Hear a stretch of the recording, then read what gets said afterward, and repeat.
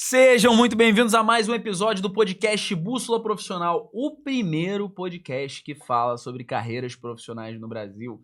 Para você que não me conhece, meu nome é Manuel Pacheco, eu vou ser o host, eu vou ser o apresentador desse programa para tirar o melhor sempre tiro o melhor dos nossos convidados aqui do outro lado da tela. Antes da gente começar nosso programa, tenho 2 recados, tá? Você que está vendo nosso estúdio diferente, estamos aqui em Floripa para mais uma temporada de episódios. Já viemos aqui em novembro, agora estamos em janeiro de 2025, gravando uma série de episódios com profissionais muito qualificados. E vai um recado para você que tem algum profissional para nos indicar, envia na DM do nosso Instagram, podcast Bússola Profissional. Caso você veja que ele é qualificado, se você acha que tem tudo a ver da gente trazer ele aqui para um bate-papo, para uma conversa, para falar sobre a área, sobre a carreira, entre em contato com a gente, manda o perfil desse profissional, manda o link do perfil desse profissional e a gente vai entrar em contato com ele para viabilizar, ver se é possível fazer acontecer esse episódio, tá? Segundo recado, você que é profissional da área da saúde, está querendo entrar no marketing digital, está querendo começar a tornar a internet um meio de captar novos pacientes, de mostrar seu trabalho, de criar conteúdos de conscientização, entre em contato comigo pelo Instagram mktdpacheco. Lá eu vou conseguir te orientar, te ajudar, te dar até uma consultoria gratuita para que você consiga entrar nas redes sociais, comece a postar conteúdo da maneira certa, conseguir novos pacientes e conseguir aumentar a tua autoridade por meio da internet. Beleza? 2 recados dados. Agora vamos para a nossa convidada, doutora Elaine Mello, dermatologista. Tudo bem, doutora Elaine? Tudo bem. Como é que você tá? Bem.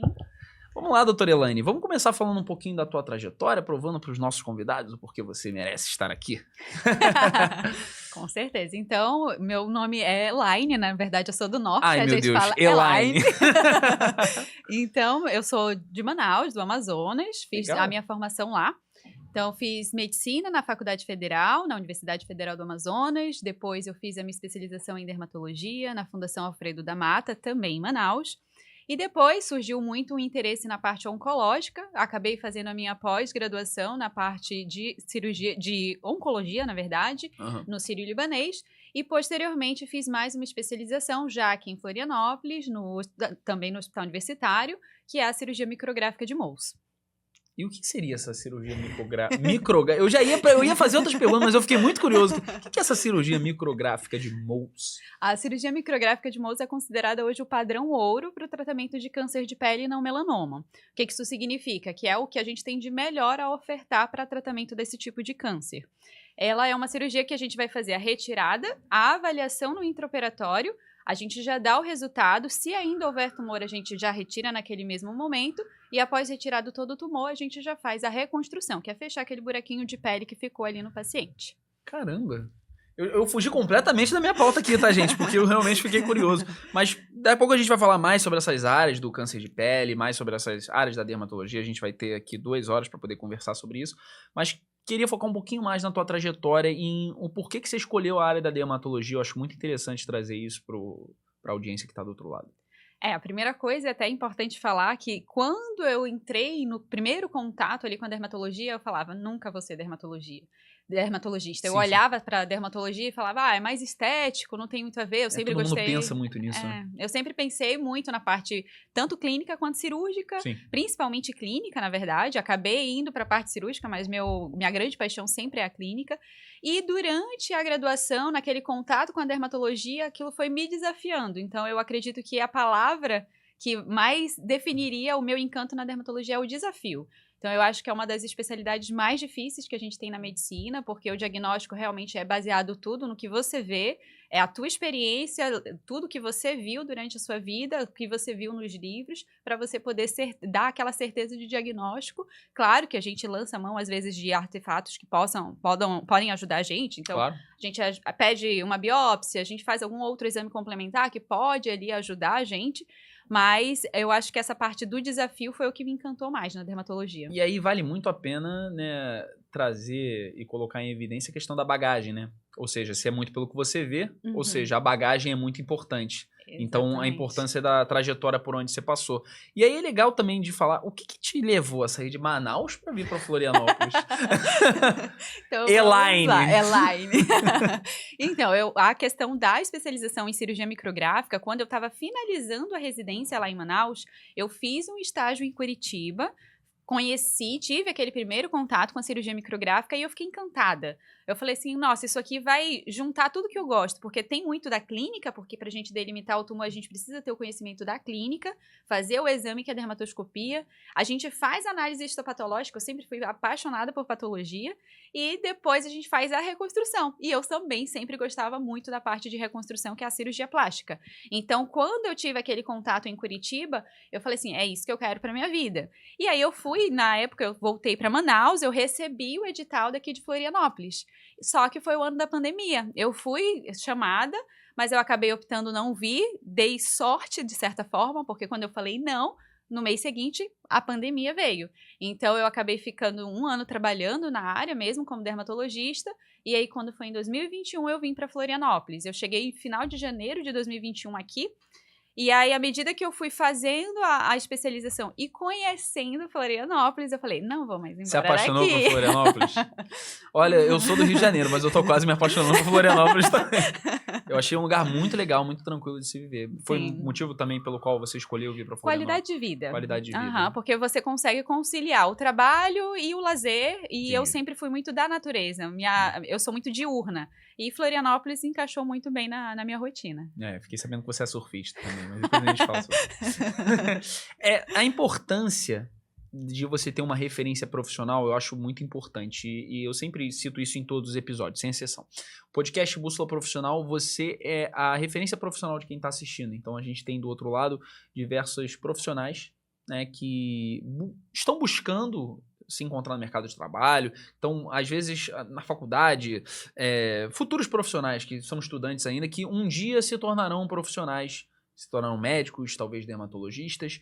E eu acho muito interessante essa questão da referência profissional. Então, como hoje você está sendo a referência profissional de quem está assistindo, eu queria te perguntar se você teve alguma referência profissional, alguém que você se espelhou e eu quero ser esse tipo de profissional.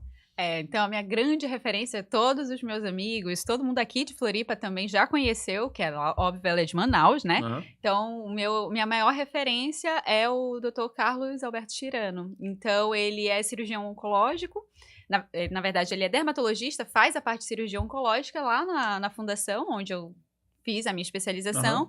E o que me encantou no trabalho dele não era só a competência, porque ele é fenomenal. É o tato com o paciente. Então, a forma que ele tratava... atendimento humanizado, né? A forma de ele ser humanizado, eu acho que isso foi o grande segredo. Então, a minha grande inspiração é ele. Claro que eu tenho vários outros profissionais que me inspiraram, mas ele é a minha grande fonte, assim, de inspiração, de alvo do que eu quero ser como profissional. Não, muito legal isso. E essa importância de você ter um atendimento humanizado, primeiro, você tem que gostar de pessoas, né? Uhum. Você não tem jeito. Então, automaticamente, você tendo esse atendimento humanizado, eu falo também isso bastante com outros profissionais aqui, principalmente da área da saúde, esse tato que você tem que ter com o paciente e esse diferencial no atendimento, porque infelizmente nem todos tratam de forma humanizada, isso eu acho que é um fator determinante, é uma marca registrada que você adquire ao longo do tempo. O que você acha sobre isso? Eu concordo plenamente, porque assim, eu acho que a gente tratar o paciente como doente não é muito legal, ele é uma pessoa. Então, a partir do momento que você cria um vínculo, que você acolhe, isso muda muito. Às vezes, aquela doença do paciente é só um meio dele chegar até você e você acolher. Às vezes, o acolhimento vai ser o segredo do tratamento do paciente. Então, essa questão de fazer um atendimento humanizado, eu acredito que é o melhor caminho mesmo. Entendi.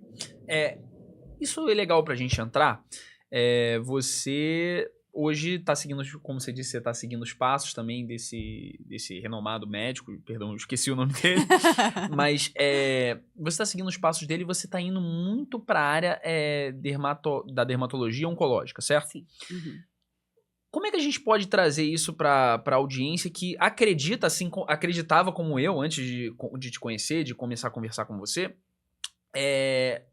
Como é que a gente pode identificar a área oncológica na dermatologia, sendo que realmente, o teu preconceito de quem não conhecia era que era totalmente estético, né? Aham. Como é que a gente pode identificar isso? Quais são as doenças que podem aparecer?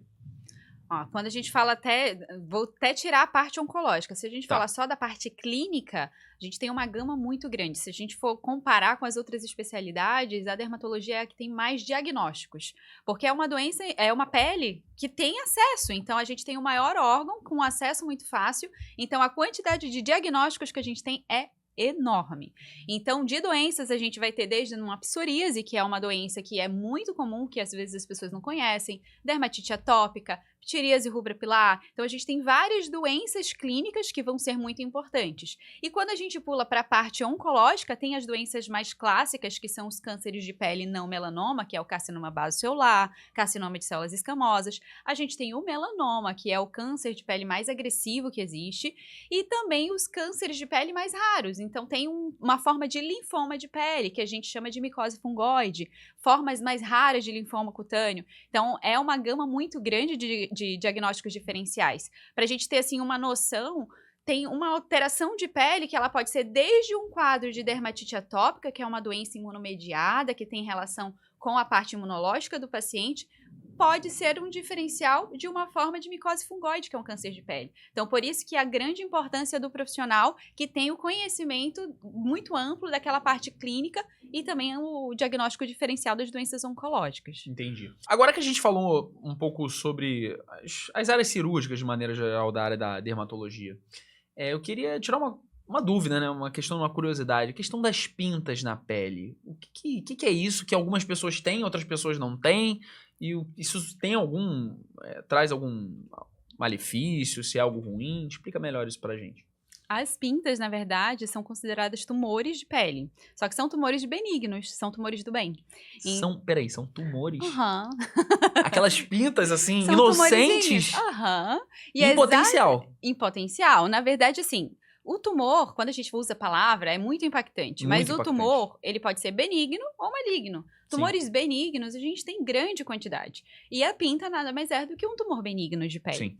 Só que, o que a gente sempre orienta? Por que não se deve queimar a pinta? Por que não se deve ficar fazendo procedimentos que não sejam a retirada daquela pinta? Porque ele é um tumor de pele, só que é um tumor benigno. A partir do momento que você faz procedimentos em cima de uma pinta, você pode favorecer algumas alterações. Além disso, pode gerar modificações que vai gerar dúvida no seu médico. E esse resultado pode levar a uma suspeição até de uma lesão maligna.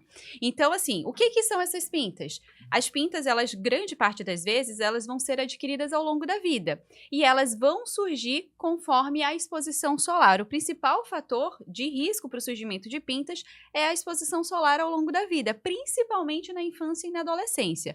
Então, uma pessoa que tem múltiplas pintas na vida adulta, provavelmente, além de ele ter uma tendência genética, ele teve uma exposição solar. Ah, mas é só aquela exposição solar de ir para a praia uma vez na vida e queimar? Não, a exposição solar ao longo da vida. No simples fato de você estar caminhando ali no carro, você está pegando sol. Então, essas exposições vão favorecer o surgimento de pintas.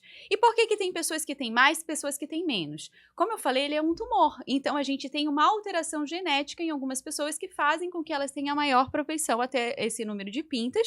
Além disso, a gente também tem o fator do tom de pele. Então, pessoas que têm a pele mais clara vão ter maior tendência para o surgimento de pintas, tá? Então, o principal fator de risco acaba sendo pele clara e exposição solar, principalmente no período da infância e adolescência. Caramba! Pequenos tumores. Eu acho que eu fiquei impactado com essa, né? A doutora Daisy, a doutora Daisy foi a convidada número 7 do nosso programa, ela falou que passa protetor até em casa na frente do computador. Acho que seria uma recomendação legal para você não adquirir tantas pintas nesse sentido. Mas essas pintas, elas podem virar futuramente câncer de pele? Não necessariamente, não necessariamente. Então, assim, quando a gente fala que é um tumor benigno, não significa que ele vai se transformar num tumor maligno ali. E o que pode fazer para ele se transformar?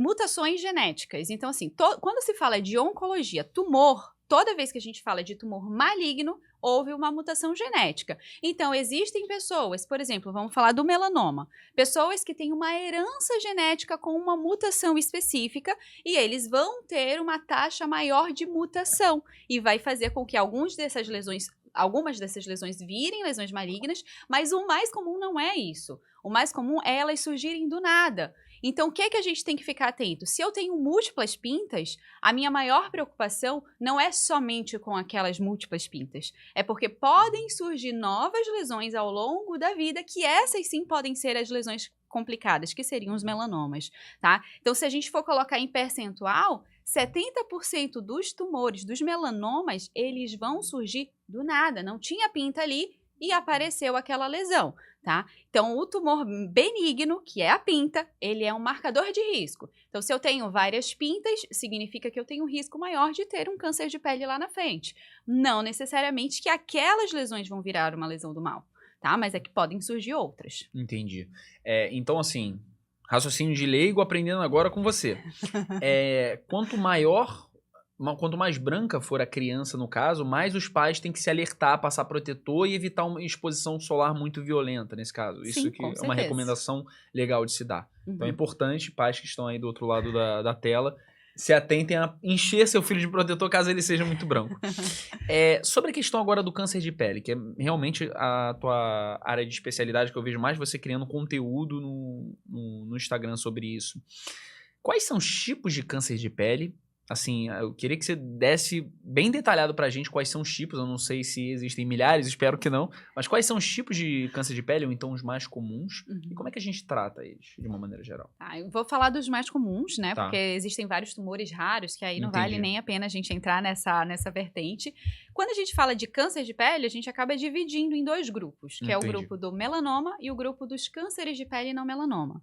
Melanoma, primeira coisa que a gente tem que estar ciente, é o câncer de pele mais grave que a gente tem. Ele tem um potencial muito grande de causar metástase, ou seja, pedacinho do tumor indo para outro órgão, e isso, consequentemente, aumenta o risco de óbito. Então, a gente tem que ficar muito atento quando fala do melanoma.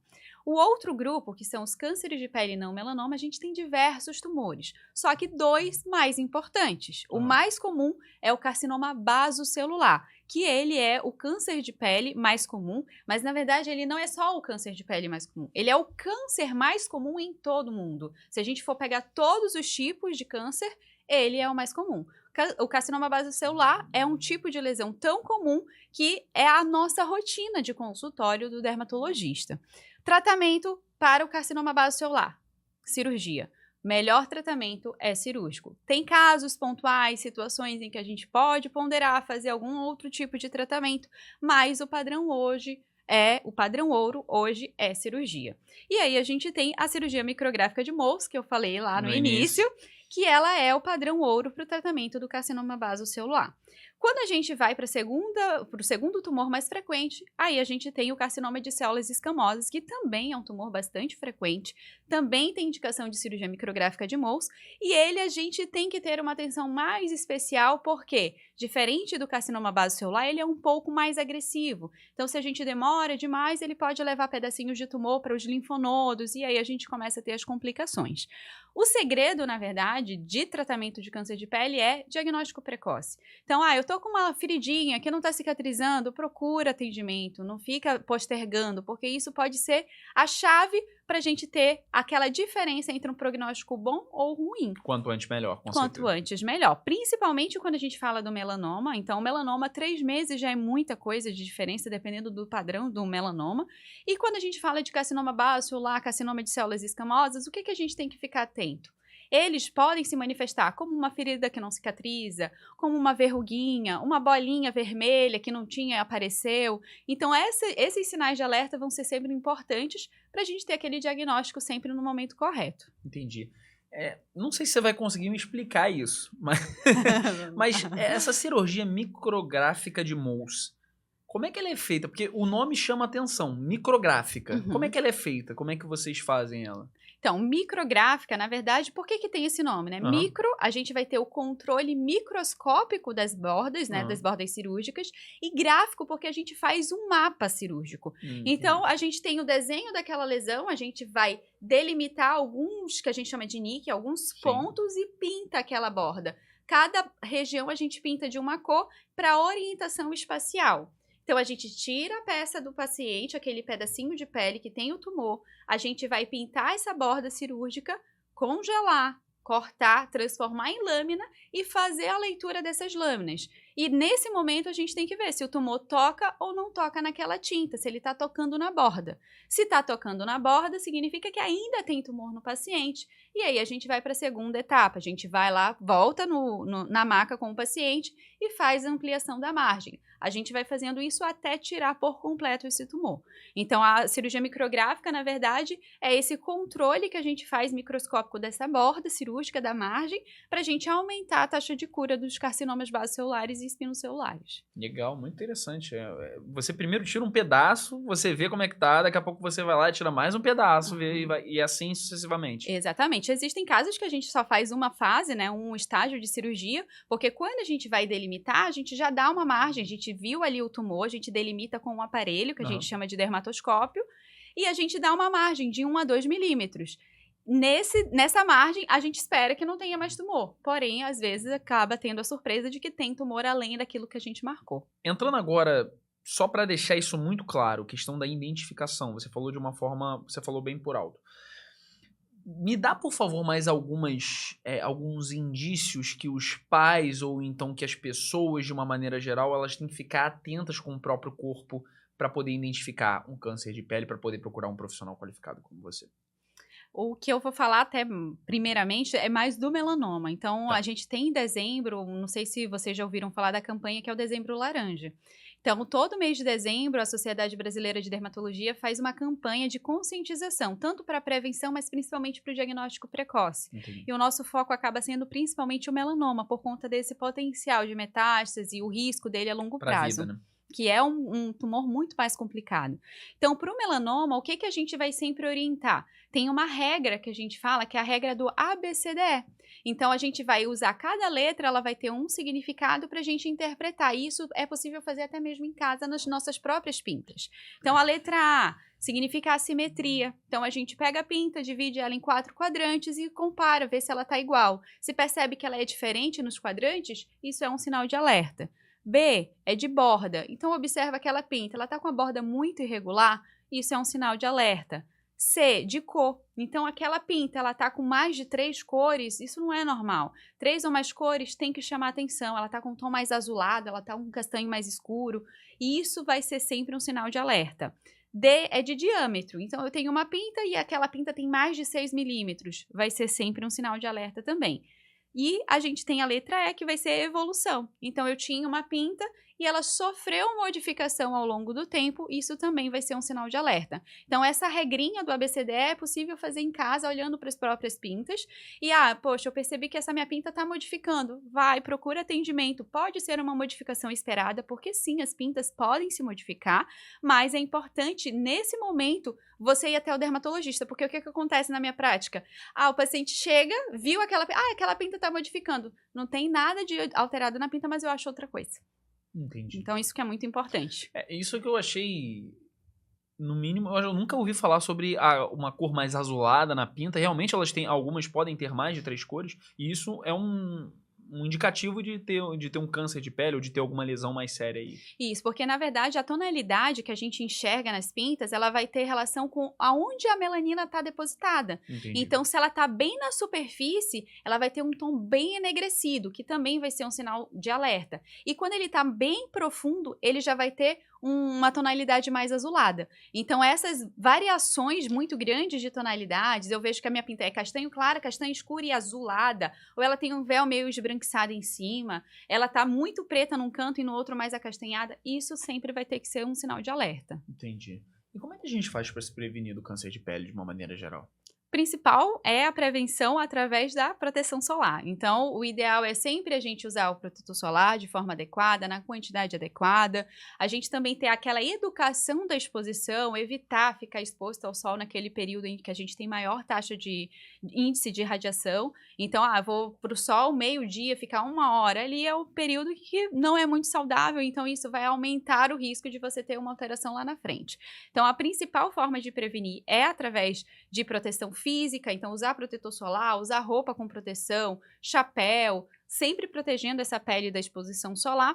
E também a gente fala que existe a forma de prevenção que é o diagnóstico precoce. Então, a prevenção secundária, você vai lá no seu médico sempre de rotina. Poxa, eu tenho pele clara, eu tenho múltiplas pintas. Vai pelo menos uma vez no ano no dermatologista, é importante. Porque às vezes você está achando que é uma feridinha e às vezes é um carcinoma base celular que está ali. Então é sempre importante esse acompanhamento regular com o profissional. Entendi. E sobre essa questão do protetor solar, acho legal a gente dar uma focada nisso, porque muito se tem discussão sobre alguns protetores fator 30, fator 40, fator 50. Isso realmente varia muito de acordo com o fator, de acordo com o nível de proteção. As camisas, por exemplo, de raios UV, elas também são úteis nesse tipo de prevenção? Sim, então, com relação ao protetor solar, aquele número que a gente sempre vê, 30, 50, 60, isso a gente chama de FPS, que é o fator de proteção solar. O que ele vai dosar? O quanto que aquele produto vai proteger da radiação ultravioleta B. Ele só está falando de UVB. Ele não está falando de UVA, ele não está falando de infravermelho, ele não está falando de luz visível. Então, a gente tem que sempre ficar muito atento nas outras orientações que tem na embalagem. Então, ele está dizendo que tem também fator de proteção UVA, amplo espectro de proteção, é uma dica que eu sempre dou, procura, vê se está escrito ali, amplo espectro de proteção solar. Isso significa que ele não vai proteger só de UVB, ele vai proteger das outras radiações que também vão trazer malefício para a pele. E o que ele vai variar de um para o outro, de uma maneira geral? Quando a gente fala assim, por exemplo, FPS 30 para o FPS 50, o que esse número vai indicar? É a quantidade de tempo que você vai ficar exposto ao sol e o tempo que vai levar até ter uma queimadura solar. Então, se eu pego o sol por 10 minutos e eu queimo, usando um protetor solar de fator 30, eu vou fazer 30 vezes 10 é o período que eu vou levar para ter uma queimadura solar. Só que qual que é o grande problema disso? A grande maioria das pessoas não usa de forma adequada o protetor. Quer economizar, coloca menor quantidade. E aí isso compra o mais barato, passa muito tempo. Sim, e aí não aplica na área toda. Também não faz a reaplicação. Por que a gente orienta a reaplicar o protetor a cada 2 horas? Quando você está ali na praia, você tem a maresia, você entra no mar, você tem o vento, você tem areia. Tudo isso vai retirando o produto da sua pele. Então, é importante fazer a reaplicação, porque não adianta mas eu tô com fator de proteção solar 99, não preciso reaplicar. Precisa, porque a gente vai ter esses outros fatores. Você está suando, o protetor acaba derretendo. Então, tudo isso vai ser muito importante. Tem muitas pessoas que falam assim, mas então não tem diferença eu comprar o 50 ou 99? Depende muito da situação e do quadro daquela pessoa que está falando. Então, eu tenho a minha pele queima rápido, eu não bronzeio quase nada, escolhe um fator de proteção mais elevado. Por quê? Porque tu vai ter uma proteção por mais tempo e com maior segurança. Pele morena, aí é tudo bem, a gente deixa usar um protetor solar com fator de proteção 30, 50, que aí não tem problema. A minha grande preocupação quando a gente fala de fator de proteção solar muito baixo é que a maioria dos produtos, eles não vão colocar na embalagem o valor do PPD. O que é o PPD? É o índice que vai medir o quanto que protege de UVA. E UVA, antigamente, falava-se mais, tá só associado a envelhecimento, a pele vai ficando mais seca, mais envelhecida, mas já tem estudo mostrando que a UVA também está relacionado com câncer de pele. Então, se eu uso um FPS baixo, provavelmente o PPD também é muito baixo. E aí eu estou machucando essa pele a longo prazo. Por isso que a gente tem uma tendência a escolher sempre o FPS de 50 para cima. Isso está muito atrelado também ao tempo de exposição ao sol. Por exemplo, salva-vidas, ele precisa estar no sol o dia inteiro. Então, o protetor solar dele tem que ser muito mais potente do que alguém que vai ficar no sol, por exemplo, 2 horas, certo? Exatamente. Então, entrando pro lado também de algumas roupas, algumas formas que a gente pode se prevenir, como essas blusas UV que eu falei. chapéu, isso também ajuda de uma maneira Muito, geral? muito. Porque a gente não passa protetor solar no cabelo, né?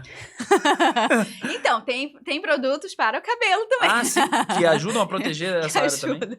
Então, assim, a gente pode passar no couro cabeludo, Aham. mas existe produto para o próprio cabelo. Então, tem a forma de dosar ali, a proteção é diferente, que é o fator de proteção de queratina, que tem mais associação com a qualidade de fibra capilar, mas aí é outra, não tem muita relação com o câncer de pele. Mas esses fatores, chapéu, blusa com manga, isso vai ser importante. Grande parte das pessoas que usam até observam um detalhe, parece que fica menos quente. Por quê? Porque a gente vai ter uma proteção, uma barreira também para o infravermelho. Então, acaba que vai ficar mais fresquinho você estando ali na praia usando essa roupa que tem um fator de proteção. Lá ele vai sempre falar, tem fator de proteção de ultravioleta, porém, ele vai diminuir chegar o calor naquela pele, o infravermelho também. Então, acaba ficando mais confortável. Entendi. E uma pergunta bem objetiva. Existe câncer de pele na cabeça, na parte do cabelo? Sim! Muita gente acha que tá tudo certo, que tem o cabelo ali, tá protegendo aquela área. Existem muitos casos que chegam pra você de câncer de pele ali no couro cabeludo? Sim, tem. Então, o couro cabeludo a gente pode ter principalmente os carcinomas, né? Carcinoma basocelular, carcinoma de células escamosas, que aí é pela exposição solar crônica, que é aquelas queimaduras frequentes no couro cabeludo. Mas existem pessoas que podem ter melanoma também no couro cabeludo, que são as pintas. Então, tem que proteger. Usar chapéu sempre vai ser a melhor opção. É só os carecas, né, que se preocupam mais com essa questão do câncer de pele por acharem que não tem cabelo protegendo. E agora uma pergunta que é como se fosse uma consulta pessoal. Eu sempre gosto de usar os nossos convidados aqui para fazer uma consulta pessoal. O que você diria para um paciente como eu, que vai na praia sempre e nunca passa o protetor solar? Olha, eu puxaria o olho. Então, assim, é importante, porque às vezes a gente olha, mas eu quase não queimo. Existe a queimadura subclínica que a gente fala. Então, não necessariamente ficar descamando toda a pele vermelha, que parece que não consegue nem encostar. Não é só aquela situação que a gente está queimando. Uhum. O eritema subclínico, o que é isso? É o período antes da pele ficar vermelha. A partir daquele momento, a gente já está fazendo o quê? Oxidação. A gente já está favorecendo a produção de radicais livres, a gente já favorece o surgimento de mutações. Então, a dica é usar protetor solar. Use protetor solar. Não, é assim, e o bizarro, entre aspas, né, é que sempre quando a pessoa pensa, e aí, Manuel, você não vai passar protetor? Eu falo assim, não, eu não me queimo muito, não. Aí logo em seguida, um dia depois, o que acontece? Tá lá eu todo queimado, todo descascando, todo... E realmente é desagradável demais você ficar com aquela sensação de pele queimada e descascando. Mas o que a gente pode fazer? Vamos dizer que o paciente ele pisou na bola. Ele não passou protetor, ele passou pouco protetor. Ele tem alguma coisa que ele pode fazer depois? Olha só, a besteira tá feita. Você não passou protetor, você ficou exposto por muito tempo. Ele passar um hidratante, ele passar alguma coisa, isso vai fazer com que reduza os danos de alguma maneira? Então, assim, para poder entender o que acontece nessa queimadura solar. É uma queimadura. Então, a gente destrói aquela superfície da pele, a gente fez uma queimadura e o que vai acontecer no nosso organismo? A gente vai perder muito líquido. Então, aquela pele, ela vai ficar ressecada, corre o risco da pessoa ficar, inclusive, com febre, por conta dessa perda de líquido. O principal vai ser resfriar essa pele, usar produtos hidratantes, de preferência hidratante que a gente fala que é oclusivo, que vai diminuir um pouco mais essa perda de água e se hidratar. Então, tem que beber bastante água. Em casos mais graves de queimadura solar, às vezes a gente tem que usar, inclusive, corticoide oral, que são medicamentos para reduzir o processo inflamatório e tentar regredir mais rápido essa queimadura e diminuir a formação das bolhas. Entendi. E aí vem uma outra pergunta muito ignorante, por favor, não me ache um completo burro por isso, mas eu já ouvi muito se falar, não sei se é fake news, de pessoas que passam muito tempo na tela, às vezes de televisão, às vezes muito próximo, um monitor, tablet, celular. Isso pode causar algum câncer de pele ou algum mal para a pele de alguma maneira geral? Teve uma época que teve um boom dessa notícia, né? Ah, luz visível, a fonte de luz visível favorece o surgimento de manchas. Pacientes com melasma sempre vem com esse pedido, né? E aí, o que eu devo fazer? Tenho que usar protetor quando eu estou exposta naquela situação? O que a gente sabe? Tem realmente, a luz visível tem ali naquela fonte, porém não é tão agressiva a ponto de causar um câncer de pele. O nível de evidência disso é muito pequeno. Mas ainda tá em pesquisa, no caso. Fizeram várias pesquisas, porém, assim, não tem uma evidência muito forte de que aquilo vai ser um fator importante. Mas o que a gente tem que levar em consideração? Tô em home office, do lado da janela, a minha janela tá sem cortina e eu tô ali na frente do computador. É o computador. Não é o computador. Não é o computador, entendi. E agora falando de um dos maiores maus da humanidade, que as pessoas mais odeiam, que são as acnes. O que são as acnes, de uma maneira bem objetiva, Elaine? Então, vamos lá. A acne, na verdade, ela é uma doença inflamatória. Por muito tempo se achou que é uma doença causada por bactéria, e aí tratava somente com antibióticos e limpava aquela pele de forma excessiva, que está associada à oleosidade. Hoje já se tem um conhecimento muito importante sobre a doença. Então, a acne, na verdade, ela é uma doença inflamatória. Tem pessoas que vão ter uma predisposição maior, tem pessoas que vão ter mais a formação de cravinhos, que a gente chama de comedões, tem pessoas que vão ter aquele padrão super inflamatório, com saída de pus, formação de cicatrizes, e o que vai determinar isso? Ela é considerada uma doença multifatorial. Então, quando a gente usa esse termo, o que isso significa? Sim. Vários fatores envolvidos. Então, a gente vai ter um fator genético, então aquela pessoa tem uma predisposição a ter a doença. A gente vai ter o fator também do estilo de vida, então a alimentação, o fato de ser sedentário, isso vai favorecer o surgimento de acne ou não. E também a gente vai ter o padrão inflamatório naquela localização. Então, sim, a gente tem a presença de uma acne, de uma bactéria que está associada ao padrão inflamatório, mas ela não é a causadora somente. A gente tem todos os fatores que vão ser contornados para poder tratar de forma adequada. Entendi. E como é que a gente vai tratar objetivamente a acne? Os melhores tratamentos? É o quê? É você, obviamente, cuidar da pele de uma maneira geral? É você lavar bem? É o quê? Qual, assim, a forma objetiva que você tem para poder fazer um tratamento adequado? Acompanhar com o profissional. Com a doutora Elaine. Então, assim, por que eu sempre falo isso? As pessoas menosprezam muito a acne. Falam assim, mas é passageiro, é algo da adolescência. A gente tem que lembrar de alguns fatores importantes. Sim. O primeiro, é na adolescência, no momento em que aquele adolescente está se introduzindo na sociedade. Então, ali vai ter um estigma muito forte. Então, tratar a acne na adolescência é muito importante. Para autoestima, principalmente. Favorece a questão da socialização. Muitas pessoas, muitos adolescentes, ficam muito com... A gente fala que tem o embotamento social, o embotamento do humor, né? Então, ele fica uma tendência para ser mais depressivo, ele acaba não socializando demais, e o grande fator, às vezes, é a própria acne, porque ele tem vergonha, porque as pessoas falam, choquito. Então, tem os apelidos, as pessoas falam isso. Então, a gente tem que levar em consideração e dar atenção para o adolescente, para a queixa dele. E eu, particularmente, gosto muito de tratar a acne do adolescente, porque eu vejo aquele adolescente entrando para começar o tratamento e quando ele sai do tratamento, ele é uma outra pessoa. Então, isso vai impactar bastante. Outra coisa importante, tratar no momento adequado vai diminuir a formação de cicatrizes. E as cicatrizes, elas vão ficar pro resto da vida. E quanto mais envelhecida for aquela pele, mais a cicatriz fica evidente. Então, acaba que lá na frente, às vezes eu atendo pacientes que estão ali por volta dos 40 anos que querem começar a tratar as cicatrizes de acne porque começou a incomodar. Já incomodava, mas agora está incomodando muito mais porque ela está mais evidente. Então, tratar a acne, ela vai ter muito essa questão da autoestima, da socialização, mas a gente também tem que lembrar da parte da saúde. Então, ficar manipulando a acne, você vai acabar fazendo o quê? Aumentando o risco de ter uma contaminação, ter uma infecção, formar uma celulite, que é uma inflamação de pele. Não é a celulite estética, a celulite de processo inflamatório por conta de bactérias. Então, vamos supor, tive uma acne aqui próxima à região dos olhos, fez um processo inflamatório muito grande, manipulou, contaminou, pode correr o risco de ter uma infecção grave na região dos olhos. Então, tudo isso a gente tem que levar em consideração. Entendi. Eu lembro que teve um caso muito famoso de um jogador de futebol, o Dedé, que ele foi espremer uma espinha e ele foi parar no hospital. Exatamente. É inflamação. Uhum. E como é que você tira aquele prazer de espremer a espinha e ver ela fazendo aquele barulhinho e você... o problema aqui tá resolvido. Tem muita gente que ainda espreme. Ainda tem muita gente que espreme. A gente tem até vídeo na internet, TikTok, de mulheres espremer mostrando... espinhas da forma certa.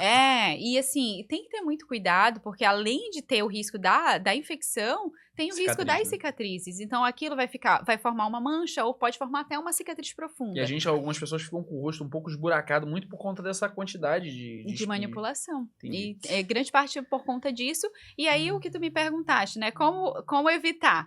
Tratando, claro, mas assim, uma dica que eu dou para os pacientes que estão começando a tratar, tentar colocar uma fitinha de micropore, que aí você não vê. Então, grande parte das vezes, a gente vai escoriando, vai mexendo, porque a gente está olhando. E aquilo gera uma ansiedade. Então, coloca uma fita. Tem fita de micropore que é cor da pele, que é bege. Por exemplo, as mulheres têm essa facilidade de você, pelo menos, esconder com a maquiagem algumas espinhas. Isso faz mal para a espinha em si, passar maquiagem em cima? É complicado porque, assim, a gente pode contaminar o material da própria maquiagem, mas, além disso, se a pessoa tá tendo muita acne, provavelmente ela tem uma tendência a ter o poro mais dilatado. Então, a gente pode obstruir esse poro com a quantidade de maquiagem. Então, eu tô tentando camuflar a minha acne com a maquiagem, mas eu tô piorando. Entendi. E os homens, de uma maneira geral, eles não escondem muito, eles vão mesmo e espremer. Mas o homem, ele tem essa questão de não estar muito ligado ao fato da estética. Alguns sim, outros dão uma de durão, não preciso disso não. E aí vem muito o tratamento que usam com Rakutan, né, que é o tipo de medicamento.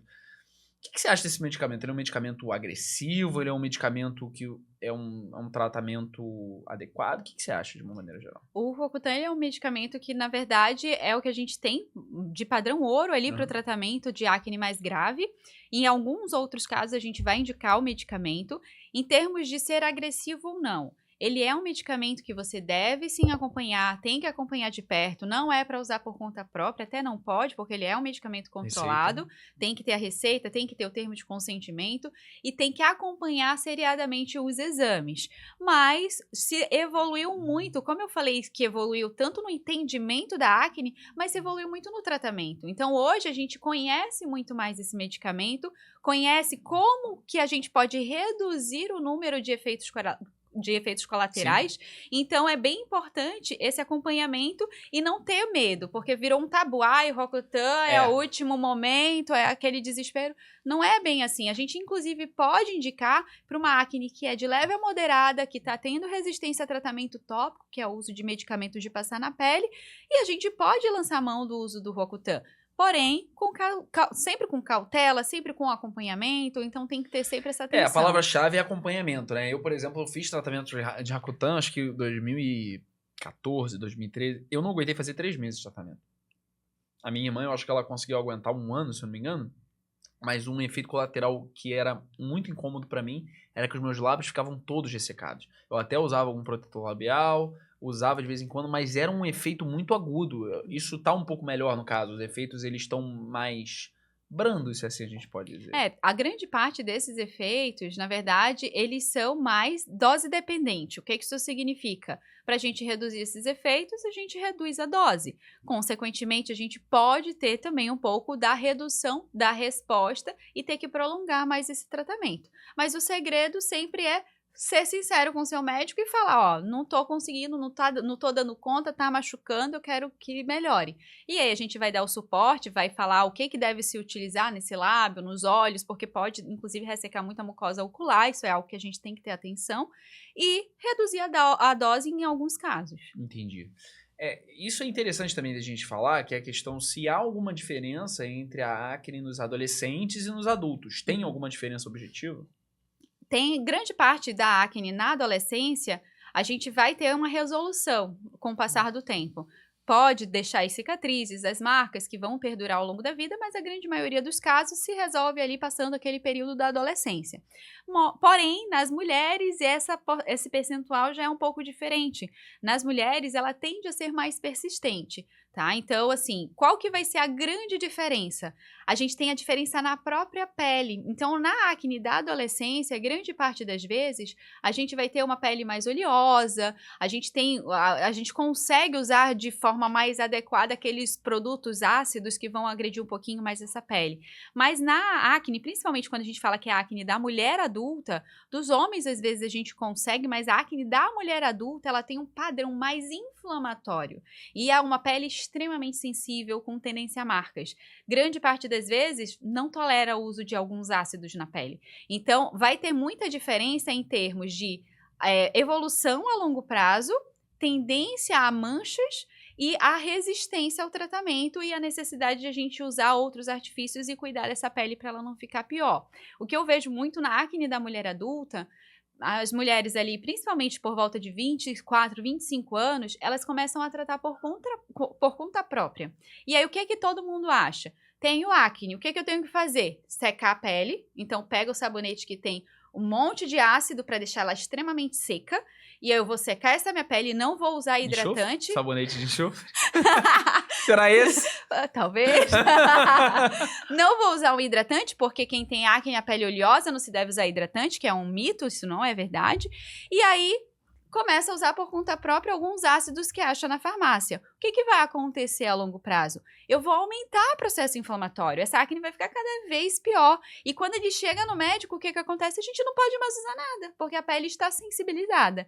Então, o cuidado que eu queria que as pessoas tivessem é, poxa, eu tô tendo acne, eu não tô sabendo lidar com aquilo, procura o profissional, porque às vezes tu tá gastando uma grana ali, usando muito dinheiro, comprando um monte de produto sem orientação, e você vai no médico e você às vezes vai gastar a mesma quantidade, o mesmo valor, só que vai tratar mas de maneira vai tratar correta. de maneira correta. E vai perder menos tempo.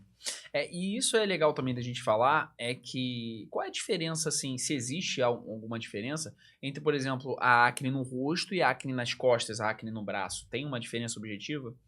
Tu falas mais de tratamento? De tratamento, de maneira geral. Acne do tronco, a gente às vezes usa os ácidos, mas uma coisa que eu gosto muito para tratar a acne do tronco é o peeling químico. Então, muitas vezes eu oriento a mudança do estilo de vida, sempre checo como é que tá a alimentação. A gente tem muitos adolescentes, principalmente os meninos, que começam a tomar ali whey protein, aí vai piorar a acne do tronco. Então, essa parte da alimentação vai ser bem importante. E, às vezes, a gente associa o uso da pomada, dos ácidos, e o uso do peeling químico, que é um produto que tem ácido em alta concentração, que a gente faz no consultório. E aí ele acaba tratando as lesões e também tratando as manchas. Isso ajuda bastante. Entendi. Então, o whey protein, nesse caso, isso é uma coisa interessante. O whey protein, de uma maneira geral, ele pode te dar mais acne. Isso, claro, né? A gente não pode generalizar. Porque mas cada pele tem um nível de oleosidade, tem diversos fatores. Né? E também a questão do padrão inflamatório. Então, o que a gente sabe é que o whey protein, ele pode, principalmente quando ele é derivado da proteína do leite, sim, ele vai aumentar o potencial inflamatório. Não é que ele esteja causando a acne. A pessoa já tem tendência, ele vai tomar whey protein, começa a exagerar ali no whey protein, e aí vai aumentar o número de acne, principalmente do padrão mais inflamatório. Entendi. Então, vamos lá. O que a gente pode fazer para evitar a acne de uma maneira geral? De forma assim... Imagina que você está falando com um paciente seu, cheio de acne. O que eu posso fazer para evitar? Não a tratar, mas para evitar a ter mais. Então, uma coisa muito importante é ter uma rotina de cuidados. Então, fazer um skincare, que seria usar um sabonete adequado para a pele. Então, não é escolher de forma aleatória o sabonete. É usar um sabonete que vai ser ideal para sua pele. Usar um hidratante. Então, aquela ilusão de que pele oleosa, pele acneica, não se deve hidratar. Não funciona dessa forma. Então, a gente tem que ter um hidratante ou um reparador de pele. E usar o protetor solar para a gente reduzir o risco de manchas e marcas daquela acne, porque o processo inflamatório associado à exposição solar vai gerar manchas a longo prazo. Então, esse é o cuidado básico. Limpar de forma adequada, fazer um skincare adequado e também a gente ter aquele cuidado com os hábitos de vida, né, que eu comentei anteriormente. Então, ter cuidado com a alimentação, não exagerar demais em leite, derivado de leite, porque eles têm potencial mais inflamatório. Ter um estilo de vida que envolva a parte de atividade física, porque sabidamente isso vai melhorar muito a questão da insulina, que também vai associar ao surgimento de padrão mais inflamatório. Então, um estilo de vida mais saudável e um skincare adequado. E como é que a gente troca essa palavra skincare? Porque pro homem, você fala skincare, o homem foge da skincare. Como é que a gente troca essa palavra, de uma maneira geral, um autocuidado com a pele? Porque o homem, quando você vai falar, você tem que fazer uma rotina de skincare pra você não ter mais. Já era, ele não vai fazer mais nada. Tudo que você falar depois disso, ele não ouve mais. Ele vai falar, sai pra lá. Entendeu? A gente troca essa palavra. Tem uma lenda, já ouvi muito sobre isso. Eu jogo polo aquático, pratico de vez em quando, e muito se fala que... Já ouvi que o cloro não deixa a espinha proliferar. Isso é verdade? Tem alguma relação disso? O cloro, ele ajuda, diminui, aumenta a questão de espinha? Não tem nenhuma evidência, não tem evidência científica. O que realmente vai influenciar ali é o tratamento. Entendi. Tá bom. Sobre uma polêmica agora, tem que tomar muito cuidado para falar desse tema. Mas, por exemplo, eu vi uns conteúdos teus nas redes sociais, que você coloca bastante, em relação à pele negra, ela ter uma suscetibilidade maior a ter manchas. Por que isso acontece? É porque, assim, quando a gente fala de manchas, ali ocorre um depósito de melanina. Entendi. Então, se ficou manchado de cor acastanhada, teve derrame de pigmento, aquele pigmento da superfície da pele caiu e ficou manchadinho ali na região. Então, se a pele é morena ou ela bronzeia com facilidade, tende a fazer esse surgimento de manchas. Então, a pele negra acaba tendo maior quantidade de melanina distribuída na superfície da pele e, consequentemente, vai ter uma tendência maior ao surgimento de manchas. Entendi. Quais malefícios isso pode trazer além do estético?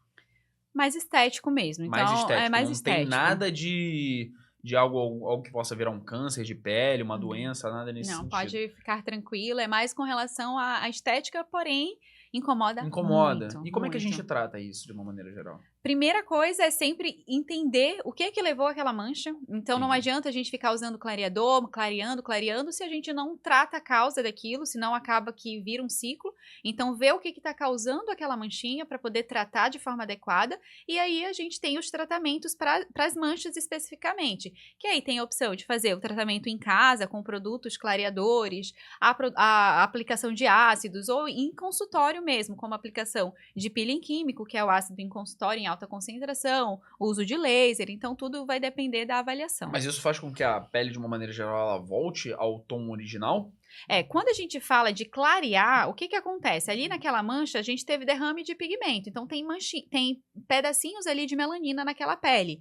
Quando a gente vai clarear, a gente vai limpar aquele pigmento. Então, todo o tratamento visa o quê? Retirar aquele depósito de melanina que está no local errado. Então, é esse que é o objetivo. Entendi. E isso tem alguma semelhança com vitiligo, por exemplo? O vitiligo, na verdade, ele já é uma outra doença. Então, o que acontece no vitiligo? A pessoa que tem vitiligo, ela tem uma doença que ela é autoimune. O que isso significa? A resposta imunológica, que é para nos defender de infecções, por exemplo, ele vai atacar células do nosso próprio corpo. No caso do vitiligo, está atacando o melanócito, que é a célula que produz o pigmento. Então, se ele ataca aquela célula, ela para de funcionar. O que vai acontecer? A pele começa a ficar clara, ela vai ficar sem pigmento na região. E à medida que a doença vai evoluindo, vai aumentando essa área que a gente chama de área acrômica, que não tem coloração, tá? Então, o vitiligo, na verdade, ela é uma doença autoimune. Tem casos que são transitórios, então que melhora, a gente faz um tratamento, tende a responder, mas existem casos mais resistentes. E o caso, por exemplo, do Michael Jackson, muito se falava que era vitiligo. Mas ele acabou se espalhando pelo corpo inteiro. Isso foi por quê? Por falta de tratamento? Talvez na época não tinha uma tecnologia tão avançada em relação a esse tipo de doença?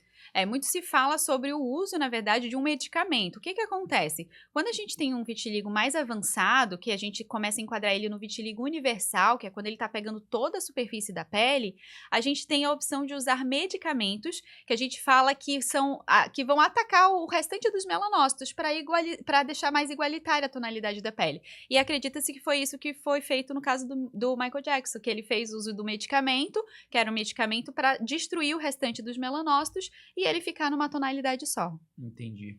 E o Bob Marley teve algo parecido também? Era o mesmo caso, não? Não, o Bob Marley, ele teve um melanoma, que é aquele câncer de pele que eu falei no início, que é bem agressivo, e aí fica até um alerta, né? Porque grande parte das pessoas que têm pele negra fala assim, eu nem vou usar protetor solar, eu não preciso usar protetor. A gente tem que lembrar que não usar protetor solar na pele negra, a gente vai favorecer o surgimento de manchas, mas existem também casos de câncer de pele na pele negra. E no caso do Bob Marley, a gente teve isso. São mais raros, no caso? São mais raros, né? Mas a gente pode ter. O carcinoma basocelular acaba sendo mais frequente, que a gente pega naquela pele mais morena. Mas na pele negra, a gente tem que ficar muito atento no caso do melanoma, que é um caso específico que a gente chama de melanoma acral, que é o mais comum na pele negra. O que significa isso? Melanoma que surge na palma e na planta. Então, ou nas unhas. Então, tem que ficar mais atento na pele negra. Peraí, existe um câncer de pele também nas unhas? Pelo amor de Deus. Diversos cânceres de vamos pele, falar né? um pouco sobre isso também, pelo amor de Deus. Mas como é que ele surge? Como é que eu identifico isso? São manchas que aparecem nas unhas? Como é que é, de uma maneira geral? Então, existem vários cânceres que podem aparecer. Eu falo assim, você no início falou assim, a pele é o maior órgão. E de fato, se você parar pra pensar, as pessoas não pensam de uma maneira geral. É o maior órgão do corpo. Mas a quantidade de doenças que você tem ao longo desse órgão são tão, assim, são tantas que você olha e fala assim, caramba, tem um tipo de câncer de pele que ele vai ali na unha, tem um que vai no cabelo, você tem um ali... Cara, explica agora da unha pra gente, por favor. Então, assim, na unha a gente pode ter vários tipos de cânceres. Um deles é o melanoma, que também ele é mais raro, né? Mas pode acontecer. E como que ele vai manifestar? A forma mais clássica é pigmentação, que é o que a gente chama de melanoníquia. O que é isso? Uma faixa acastanhada linear que surge na unha. Aquilo é um fator bem de alerta para a possibilidade de um melanoma. Então, surgiu uma manchinha linear ali na sua unha, acastanhada, tem que procurar atendimento. Mas existem outros tumores que podem surgir na unha. Então, a gente tem tumores que podem parecer uma verruga, e na verdade não é uma verruga. Às vezes os pacientes estão tratando como micose, não é uma micose, é um tumor que fica baixo ali, que a gente chama de onicopapiloma, onicomatricoma. Então, existem vários tumores que podem surgir nessa região. Eu acho que a principal lição desse podcast é se surgir uma mancha na sua pele, corra para o dermatologista. Porque eu não sei se você está me conscientizando ou me aterrorizando. Tô brincando. Mas, enfim, realmente são muitas doenças que tem na pele. Realmente, você para pensar, você acaba que você nem imagina quantas tem. Acho que isso é legal de falar também, que é uma questão social, por exemplo. Todo mundo tomou aquela vacina no braço que ficava aquela marquinha, né? Muitos já confundiram isso com algum câncer ou alguma variação na pele, porque todo mundo tem aquela marca daquela primeira vacina quando a gente nasce, e ela vai não se espalhando, mas ela vai trocando de lugar ao longo. Muitas pessoas já chegaram pra você e acharam que aquilo era um câncer, ou então outros casos de pessoas que chegam com uma pequena mancha e já acham que é câncer de pele, chegam desesperadas. Tem casos em que as pessoas olham, a gente tem extremos, na verdade. Aquelas pessoas que estão com um tumor super agressivo e que tá ali na paz, achando que não é nada, chega lá crente que não é nada, eu falo que é e acreditam, não acreditam, falo que não é. Não é nada, até ela tá exagerando. Tá exagerando, não existe câncer? Não existe. Então, existe esse extremo, mas existe o extremo oposto. Surgiu qualquer coisinha, surgiu uma bolinha vermelhinha ali há 3 dias, já tá no dermatologista. Então, assim, a gente tem que achar o equilíbrio também. Não é assim, apareceu tudo que apareceu na minha pele, eu tenho que ir no médico. Observa, vê se aquilo persiste. Durou 3 dias e sumiu. Observa, porque muitas vezes você vai chegar lá, não vai ter lesão, a gente também não vai saber o que fazer. Então, o ideal é persistiu a lesão, aí sim você vai lá e procura atendimento. Entendi. Agora a gente, saindo um pouco do lado das doenças, porque você já falou de um monte de casos aqui pra gente, vamos falar agora um pouco do teu lado profissional. Você hoje está como professora, né? Você está dando aula. Fala um pouco sobre esse lado da carreira de você ensinar outros dermatologistas que estão vindo aí. A parte que eu mais gosto, na verdade. Júlia, você gosta mais de ensinar? Sim. Eu amo atender, mas amo ensinar também. Então, eu sou voluntária no Hospital Universitário, onde eu fiz a minha formação de cirurgia micrográfica. Hoje eu ensino. Então, o meu objetivo lá é sempre estar ensinando a parte cirúrgica. E o meu projeto para esse ano é ensinar também a parte que a gente chama de tratamento de campo de cancerização. Então, é um projeto para o ano de 2025, chamar os residentes e ensinar como cuidar daquela pele que tem muito dano solar, para a gente saber quando indicar cirurgia ou quando a gente pode fazer alguns outros tratamentos para tratar nesses casos. Entendi. E eu sei que eu não sei se eu já fiz essa pergunta, acho que eu me perdi um pouco na pauta, mas quais O que você mais orienta, o que você mais aconselha esses jovens dermatologistas que eles estão vindo aí? Assim, uma coisa muito importante, eu acho que isso serve para qualquer profissão. Eu acho que a gente tem que fazer o que gosta. Então, não adianta eu vou escolher dermatologia porque é uma especialidade que vai dar retorno financeiro. Não é bem essa a realidade, já.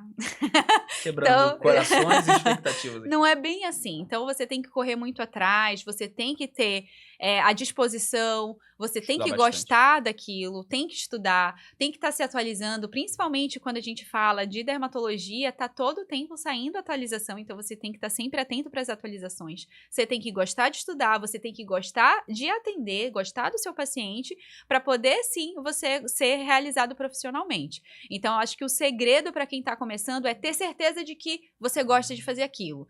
Você não precisa ter certeza de que é aquilo, mas que você gosta, entendeu? Entendi.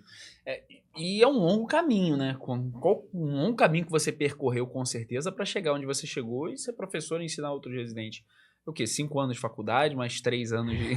6 anos de 6 anos faculdade. de faculdade. 3 anos de residência. Quais Aham. são as especializações necessárias para você se tornar um médico dermatologista especializado em oncologia? Então eu fiz 6 anos da faculdade, 3 anos da residência, 9. 1 ano e meio de pós-graduação de oncologia e mais 1 ano de cirurgia micrográfica. E continuar estudando frequentemente. E aí, né? sempre estudando, né? Eu tenho, claro, o meu sonho de... Como eu falei que eu gosto muito de ensinar, então eu tenho um sonho de seguir a carreira acadêmica também. Entendi. Então, tá nos meus planos, ainda não deu, porque eu preciso organizar minha rotina para poder conseguir conciliar, mas é um objetivo. E hoje eu sou convidada também, professora convidada do curso de formação de cirurgia micrográfica da Sociedade Brasileira de Dermatologia. Então, uma vez por ano, eu vou para São Paulo para ajudar ali na formação dos outros dermatologistas que já é a nível nacional. Então, isso é uma honra para mim e é um motivo, assim, de eu ficar radiante, porque realmente ensinar para mim é algo muito bom. Porque você é bem nova e você já conseguir atingir esse nível de sucesso profissional realmente é muito interessante.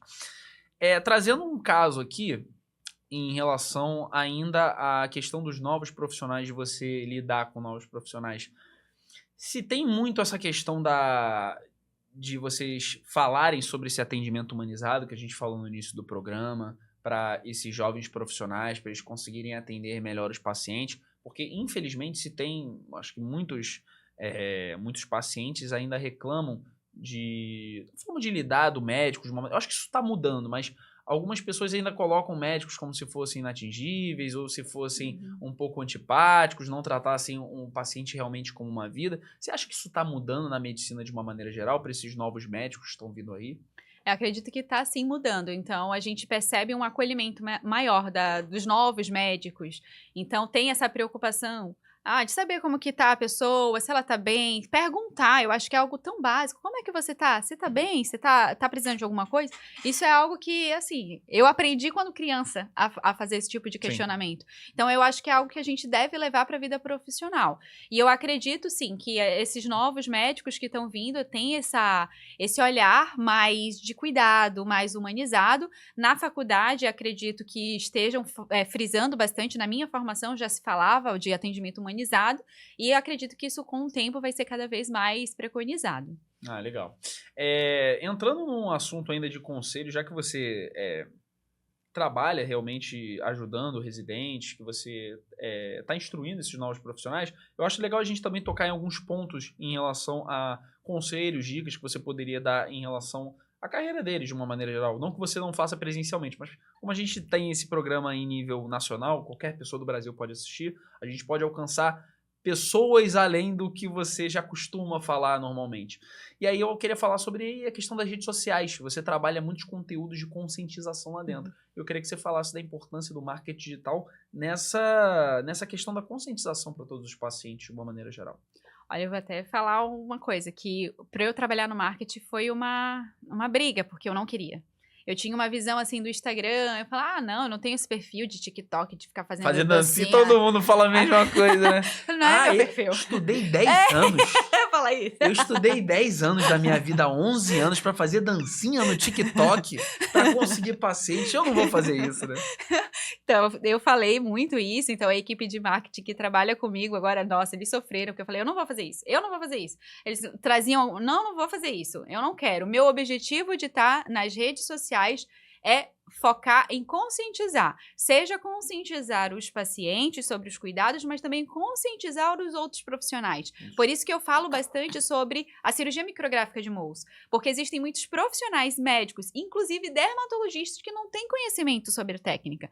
Então, um dos objetivos meus de entrar nas redes sociais foi isso, foi conscientizar. Conscientização. Eu acho que essa é a chave, né? Você usar as redes sociais para conscientizar é sempre muito importante, não só, como você disse, para outros médicos, mas para pacientes também, porque você já tem essa questão de ser professora. Como você já é professora, você já tem uma linguagem um pouco mais adaptada a falar com outros profissionais. E aí vai a importância de você se posicionar dessa maneira para que você consiga transmitir o seu conhecimento não só para outros profissionais, como também para os seus pacientes de uma maneira geral. E como é que é a aceitação das redes sociais? A galera elogia muito, a galera comenta, o teu engajamento ele tem tido uma boa aceitação desde que você começou com esse conteúdo de conscientização? Sim, graças a Deus, o feedback sempre é bom, então isso faz eu continuar. Inclusive, às vezes aparece paciente no consultório falando, eu vi teu vídeo falando ali do filme. Então, assim, eu percebo que o engajamento vai muito quando eu associo com a minha rotina. Então, os pacientes gostam muito quando eu coloco um vídeo de surf. Eu tava surfando, eu fui fazer isso. Então, é algo que eu comecei a fazer, porque antes de trabalhar com a minha equipe de marketing, eu não postava nem nada na minha vida. Eu sempre fui muito na minha, nunca gostei muito de exposição. Mas foi algo que eu percebi que gera um vínculo. E os pacientes gostam de acompanhar a minha rotina, o que eu tô fazendo. Eu tô ali com os meus cachorros, eu coloco uma foto dos cachorros. Então, é algo que foi interessante para criar esse vínculo. E eles chegam, de certa forma, com um carinho maior. E eu acho que isso é muito bom, porque eles têm um carinho por mim, assim como eu tenho um carinho por eles, e isso faz com que a relação médico-paciente fique ainda mais fortalecida. Então, para mim, a aceitação deles foi muito legal. Os comentários sempre são ótimos, e às vezes as coisas que eu coloco nos stories, as mensagens que eles colocam para mim, eu acho o máximo. Então, essa troca para mim é muito boa. E essa acessibilidade. Então, eu tenho um paciente meu que surfa, e aí às vezes eles mandam mensagem, você estava surfando onde? Já encontrei paciente meu no mar, então assim, tá vendo? Tô de chapeuzinho, tô de roupa de proteção. O que eu falo pra você fazer, eu faço também. Isso é muito interessante da gente colocar aqui, porque isso do médico não se tornar inacessível, dele não ser alguém que não dá pra alcançar, isso é muito ruim, porque não gera identificação. E no marketing, o mais importante é você gerar identificação de uma maneira geral. Então, quando a pessoa vê realmente que você está fazendo a mesma coisa que você fala para ela fazer, que você conscientiza, você causa aquela percepção de ela faz isso também. Então, logo, se ela faz, ela é médica, ela é especialista nisso, isso vai me dar uma segurança para fazer mais também. Uhum. E essa que eu acho que é a diferença dos médicos que conseguem ter essa ligação com o paciente de uma maneira geral e os que ficam mais inatingíveis. Às vezes você não precisa nem ficar gravando muito story, se conectando, falando coisas pessoais da sua vida, mas é só você realmente fazer isso que você fez. Você conseguir gerar um ponto de conexão entre algumas coisas que você faz na sua vida, mas que também podem conscientizar o paciente. Tô indo pra praia, vou surfar. Galera, tô com a minha camisa aqui, tô com o meu chapéu, tô usando um protetor solar. Eu acho que isso é um grande diferencial para os profissionais que estão aí do outro lado da tela, que estão começando. Uma coisa é certa, vocês vão precisar de se posicionar no Instagram. Não tem mais como fugir disso. Não tem como mais você falar assim, eu não preciso mais do Instagram, eu vou conseguir pacientes só pelo boca a boca, só por indicação. Até o boca a boca, a indicação hoje é validada no Instagram de uma maneira geral. É como se fosse a tua vitrine, né? Então, por exemplo, vão te indicar. Peraí, quem é a doutora Elaine? Deixa eu ver quem ela é, deixa eu ver o que ela faz. Aí entra lá no teu Instagram, vê um conteúdo teu, vê as tuas formações, vê onde você se formou. Isso tudo já conta muito ponto na hora dela decidir se esse paciente, como ele vai decidir, quem que ele vai escolher para se consultar. Então, eu acho interessante a gente frisar isso para os novos dermatologistas que estão chegando, a importância dessa questão das mídias sociais e de você estar posicionado nesse mercado digital. E aí, já indo para o final, eu gostei muito que você falou sobre a questão dos animais. Isso me acendeu um alerta. Existem algumas doenças dermatológicas que elas são causadas por causa dos cachorros, dos gatos. Explica um pouco mais sobre isso pra gente, que é sempre bom conscientizar desse lado. Tem uma coisa que é bem interessante falar, porque muita gente fala assim, eu vou levar cachorro pra praia, aí isso não vai favorecer o surgimento do bicho geográfico. Então, o bicho geográfico, ele é muito falado nesse período do verão. O que é o bicho geográfico? Ele é uma larva que fica de um verme que tem no intestino ali do gato ou do cachorro, e aí contamina a pele da pessoa, só que ele não consegue fazer o ciclo normal de uma verme que a gente tem humana. Então ele fica só na pele, aí ele faz aquele trajeto, por isso que é chamado de bicho geográfico. E aí, o que é importante a gente lembrar? Essa contaminação, grande parte das vezes, vai ser por conta daqueles animais que não são os domésticos, são aqueles de rua mesmo. Então, eles fazem ali, eles não são Que não são vermifugados. vermifugados. Então, tem que ter essa atenção. Então, se eu levo o meu cachorro pra praia, eu tenho que ter aquela consciência que eu tenho que vermifugar. Senão, eu vou sujeitar as pessoas a terem um bicho geográfico, por exemplo. E uma outra coisa importante que eu queria até falar sobre isso é a sarna. Então, muita gente fala assim, eu peguei sarna do cachorro. Não, gente, não é assim. A sarna, que é a escabiose que a gente fala, a contaminação é humano-humano. Então, a gente não pega do cachorro, a gente não pega do gato. O ácaro que fica no cachorro, que dá a sarna do cachorro, ela pode até causar um pouco de coceira no humano, mas ela é transitória, ela não vai durar mais de 3, 4 dias, tá? Então, não vai causar a doença que é a escabiose. Então, ter essa diferenciação, porque muita gente fala assim, a sarna, eu peguei do cachorro porque o cachorro dorme comigo. Não é esse caminho.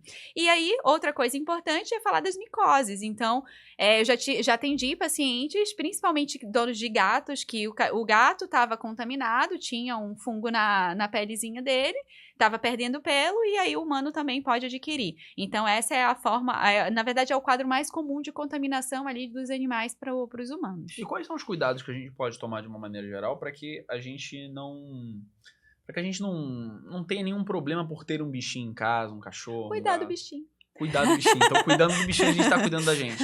Mas, por exemplo, existe, por exemplo, pessoas que elas têm alergia, não sei se a gente pode estar indo para outro lado, mas tem pessoas que têm já uma alergia, que tenha alguma coisa de maneira geral já no próprio organismo que tem uma reação diferente ao bichinho. A gente pode fazer alguma coisa para se proteger nesse sentido? Então a gente tem eu vou até puxando um pouco mais para minha área, tem uma doença que a gente chama de dermatite atópica.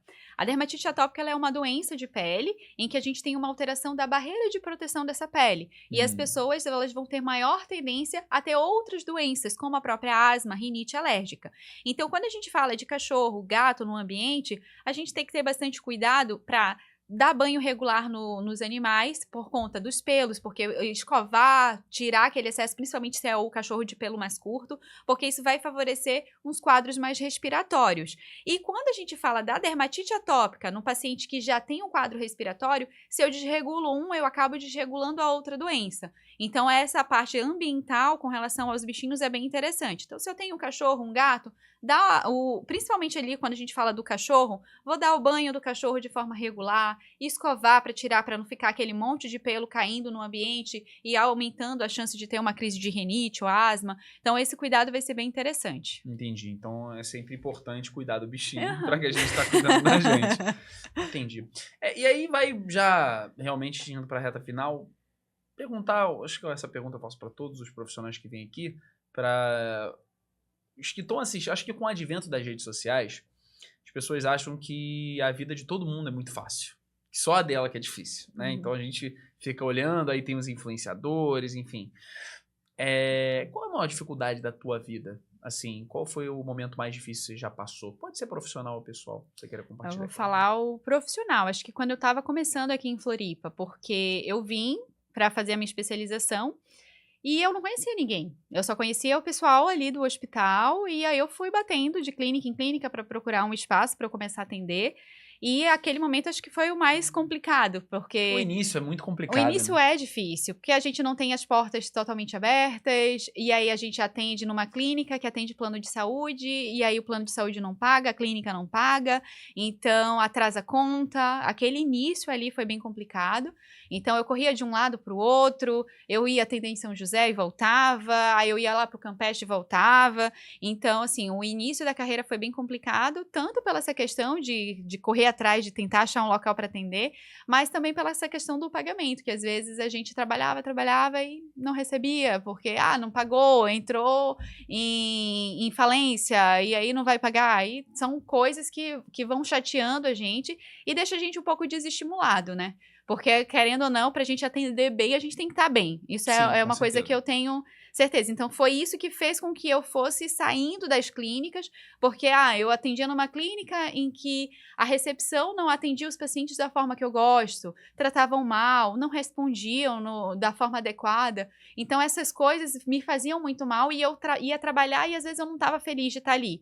E se eu não estava feliz, eu achava que eu não estava fazendo o atendimento que eu deveria. O melhor possível, né? Então, eu acabei saindo de muitos lugares e me concentrando cada vez mais no consultório, em que eu pudesse atuar da forma que eu gosto. Então, poder acolher o paciente, ter aquele tempo todo, porque eu gosto de falar, como deu para perceber. Então, eu gosto de aproveitar a consulta com o paciente. Gosto de ouvir o que ele tem para falar e gosto de explicar. Então, acho que o mais prazeroso para mim é quando o paciente sai do consultório entendendo o que eu falei. Se ele sai cheio de interrogação, eu não fico muito satisfeita. Entendi. E é interessante a gente trazer também um lado. Por que eu fiz essa pergunta, essa questão do momento mais difícil profissional? Eu acho que hoje, com o advento das redes sociais, as pessoas achando que a vida de todos são maravilhosas, as pessoas querem tudo para ontem, né? Então, assim, a gente quer para ontem, a gente quer agora. Muitos profissionais, por exemplo, estão na faculdade de medicina e desistem por não querer esperar tanto tempo para conseguir ter algum ganho financeiro ou ter algum sucesso profissional.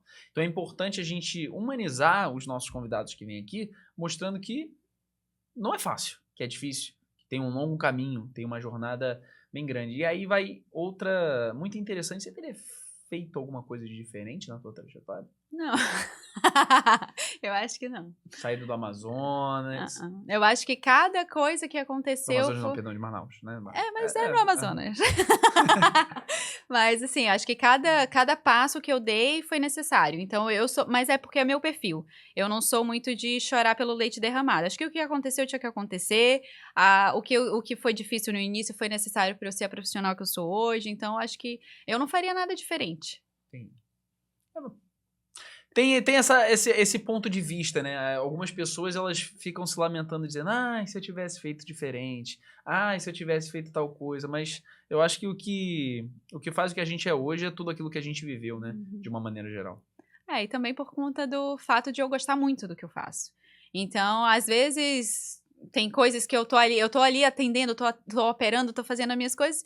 E eu não estou preocupada com o ganho financeiro, estou preocupada em resolver o problema do paciente, em ajudar. Então, a minha preocupação sempre é essa. E essa é a minha satisfação. Então, eu acho que eu fui certeira na minha escolha profissional. Eu acho que é por isso que talvez eu fale dessa forma, que eu não tem nada que eu faria diferente, porque onde eu estou hoje, e eu quero ir ainda muito além disso, é porque eu sou realizada. Então, eu sou bem feliz com a minha área de atuação.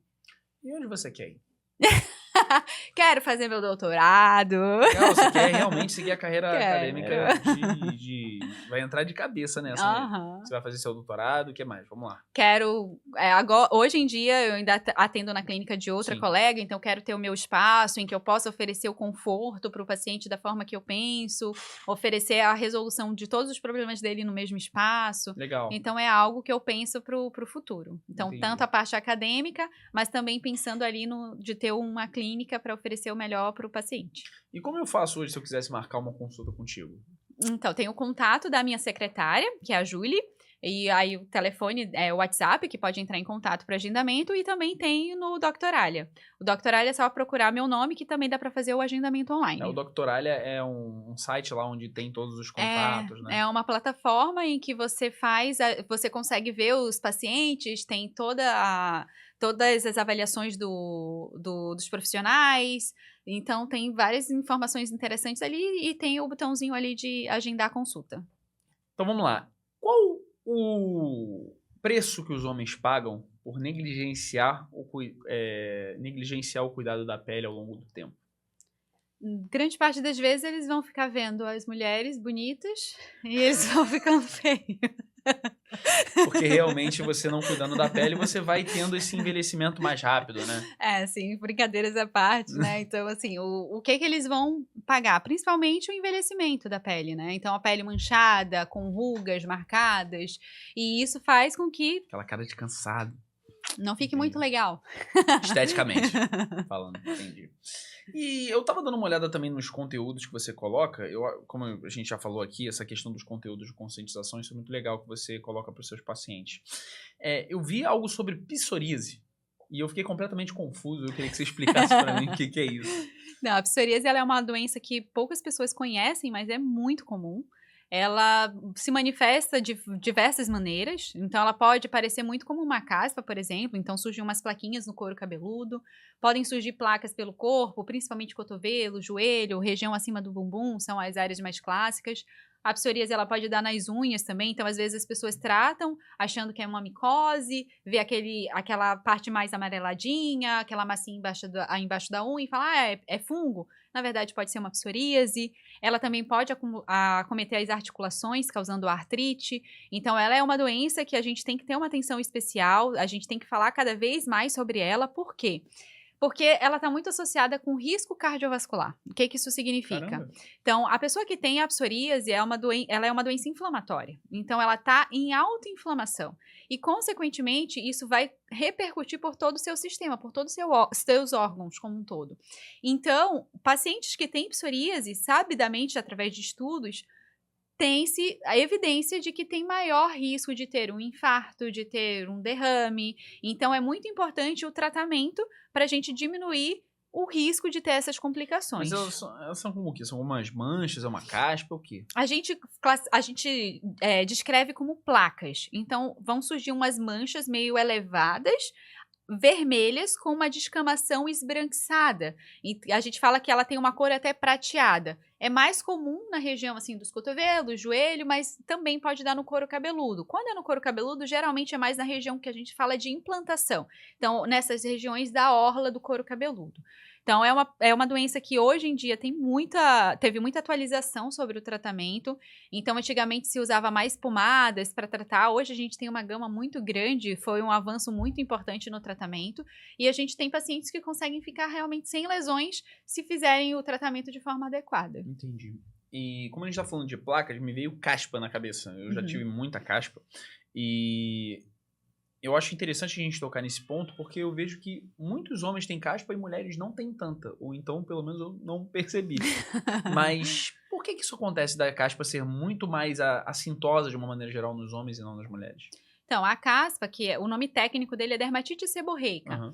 Então, ela é uma doença que ela está associada à oleosidade. E nessa região do couro cabeludo, a gente tem receptores hormonais. Então, acaba que é mais frequente nos homens ou em mulheres que têm uma oleosidade muito importante no couro cabeludo. Então, é por isso que você percebe mais nos homens, mas é muito frequente também em mulheres. Mas a grande parte das vezes as mulheres tratam. Então, é por isso que não se vê muito. Os homens são mais largadinhas. Mas se você não tratar a caspa, o que vai acontecer de uma maneira geral? Principalmente sintomas. Então, o principal impacto da caspa é realmente sintoma. Então, coceira, os pacientes que têm caspa às vezes não conseguem nem usar roupa escura porque fica caindo aquele pozinho branco, isso incomoda. Mas a coceira, às vezes o surgimento de feridas, de estar ali tirando a caspinha. Então, é mais essa questão. Pode causar queda de cabelo, isso? Pode. Então, assim, a queda de cabelo... Qual é o telefone mesmo que liga pra sua secretária? Então vamos lá, 47. Então, a queda de cabelo associada à dermatite seborreica é pelo padrão inflamatório. Eu acho que a única coisa que você consegue pegar o homem na questão da vaidade ou da estética é na queda de cabelo. Que vai ficar careca aí ninguém quer, né? Se você falar para um homem que se ele tiver muita caspa e que se isso continuar, ele vai perder o cabelo, eu acho que você consegue encher a tua agenda completamente. Mas sim, ele aumenta muito por conta do padrão inflamatório. Aí ele acaba acelerando o ciclo de cabelo e ocasionando, né, a queda de cabelo. Tá, e a forma como você vai tratar isso de uma maneira geral, obviamente é legal procurar um dermatologista, tem que procurar um dermatologista, mas os shampoos daquelas marcas que levam Cristiano Ronaldo, Messi e Neymar não resolvem a caspa de uma maneira geral, né? Normalmente, eles conseguem controlar quando é muito fraquinha, quando tá mais Só quando é associado, muito fraco, associado à oleosidade. Aí, às vezes, dá pra manter com esses shampoos que a gente encontra em supermercado, mas em outras situações a gente tem que Remédios entrar mais com controlados, medicamentos né? mesmo. Medicamentos mais fortes, porque Uhum. senão você fica num ciclo vicioso, né? E isso é legal de falar também, porque muitas pessoas acham que, de uma maneira geral, elas vão usar os shampoos básicos que você vê no dia a dia. Ah, esse shampoo aqui é anti-caspa. Esse shampoo aqui ele vai te ajudar, mas se for realmente um caso muito agudo, não vai resolver, né? E agora, como última pergunta, a gente vê que todos os pacientes sabem que você surfa, que você adora surfar aqui em Florianópolis, foi por isso que você se mudou para Florianópolis. E aí eu acho legal, como conscientização, você deixar para os teus pacientes, para as pessoas que acompanham os teus conteúdos, quais são os cuidados que você toma antes de praticar esportes ao ar livre? A gente falou muito sobre protetor solar, sobre sol aqui, só que o surf você tá com a cara no sol assim por 3, 4, 5 horas. Quais são os cuidados que você toma antes de surfar, por exemplo? A questão do surf é bem importante para todos os esportes aquáticos, escolher de forma adequada o protetor. Então eu vejo muitos pacientes que falam: eu estou usando aquele protetor que eu uso no dia a dia para surfar. Não. Pô, a gente tem que ter muito cuidado, porque grande parte deles não vão ser resistentes à água, principalmente para quem vai passar muito tempo lá na água, de 1 a 3 horas, 5 horas, não sei, o tempo de surf. Então tem que escolher o protetor de forma adequada. E aí nesse nicho, né, de protetores para a área aquática, a gente vai ter os protetores que vão ser indicados para aquilo, principalmente os que vão ter filtro físico. O filtro físico ele costuma ser mais resistente à água e acaba ajudando mais. Outra coisa que eu acabo utilizando, isso daí já fica uma dica principalmente para as mulheres, né? Quanto mais a gente fica na água, principalmente no mar ali, com sal, tanto o sol, a gente acaba danificando muito a fibra capilar.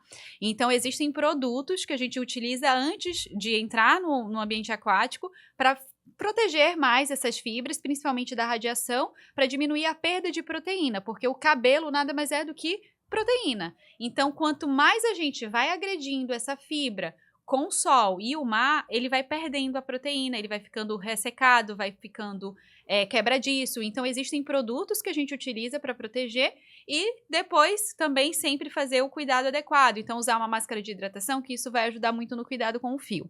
E usar roupas. Então, as roupas de proteção vão ser bem importantes. Uma coisa que é bem importante até falar sobre doenças associadas a isso. Então, a gente vê muito a incidência elevada do melasma nas pacientes que surfam. O que é o melasma? Ela é uma doença de pele que vão surgir manchas nessa região da face, pode surgir na testa, existe também o melasma extrafacial, que é fora da região da face, que vão surgir manchas acastanhadas. E ela não é só uma mancha, ela é uma doença de pele que tem um processo inflamatório. E quanto mais tempo você fica exposto ao sol, maior a chance do surgimento dessa mancha.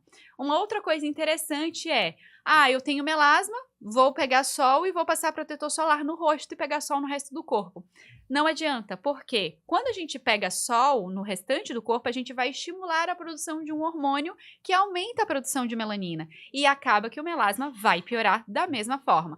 Então, quando for se expor ao sol, tem que proteger a pele como um todo. E aí, usar roupas de proteção, usar chapéu. O chapéu acaba sendo mais indicado do que o boné, mas existe boné também com a proteção auricular, que ajuda bastante, que é a proteção da região da orelha, para diminuir o risco de queimadura nessa região. Entendi. Eu acho que, de uma maneira geral, assim, serve para todos os esportes ao ar livre que você praticar. Só que o surf, nesse caso, como você vai estar no mar e você vai precisar também passar esse protetor que tenha a resistência à água para que você não perca, é muito importante deixar isso como recado. Mas eu acho que é isso, Elane. Acho que você conseguiu zerar a minha pauta em tempo recorde. Vou ter que aumentar o número de perguntas da próxima vez. Se eu encontrar uma profissional tão qualificada quanto você, que consiga responder as perguntas tão bem, mas tão rápido também. Mas enfim, te agradeço muito pela participação. E por último, eu vou pedir para você olhar para aquela câmera e dizer por que as pessoas do outro lado deveriam começar a te seguir e acompanhar seus conteúdos.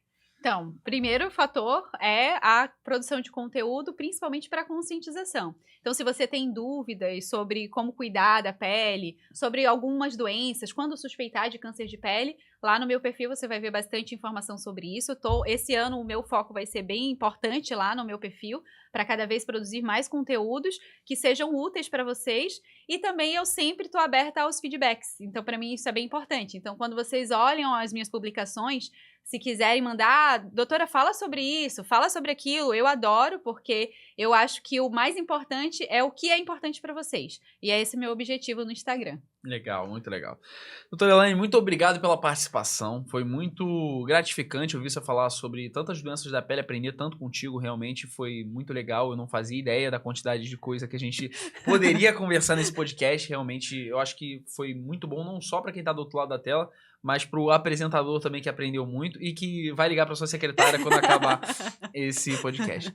Eu te agradeço pela audiência até aqui e um recado, 2 recados na verdade, para você não esquecer. Primeiro, caso você tenha algum outro profissional aqui em Florianópolis, ainda estou aqui em Florianópolis, a gente vai gravar pelo menos uns 7 episódios aqui durante esse período, aqui de janeiro. Se você tem algum outro profissional que você queira indicar, que você acha que seja tão capacitado quanto a doutora Elaine para estar aqui também no programa, entre em contato pelo Instagram oficial do podcast Bússola Profissional, coloca o link lá e a gente vai entrar em contato com esse profissional para ver se realmente faz sentido de ambas as partes para que ele participe do nosso programa e traga o conhecimento dele também para vocês. E o segundo recado é você que é profissional da área da saúde ou até empresário de uma outra área que queira entrar na internet, começar a entrar no marketing digital de uma maneira para que você produza conteúdo de conscientização também, assim como a doutora Elaine, para que você consiga captar pacientes ou então clientes pelas redes sociais, entre em contato comigo pelo Instagram mktdpacheco. E aí a gente pode conversar um pouco sobre como a gente pode te colocar nesse mundo para que isso se torne também um canal para você que está aí do outro lado, beleza? Eu acho que eu fico por aqui e volto em alguns dias com mais episódios, porque é uma temporada bem longa aqui de episódios em Florianópolis, mas vamos estar sempre voltando aqui para gravar com profissionais muito qualificados, assim como a doutora Elaine. Tá? Eu fico por aqui, um grande abraço.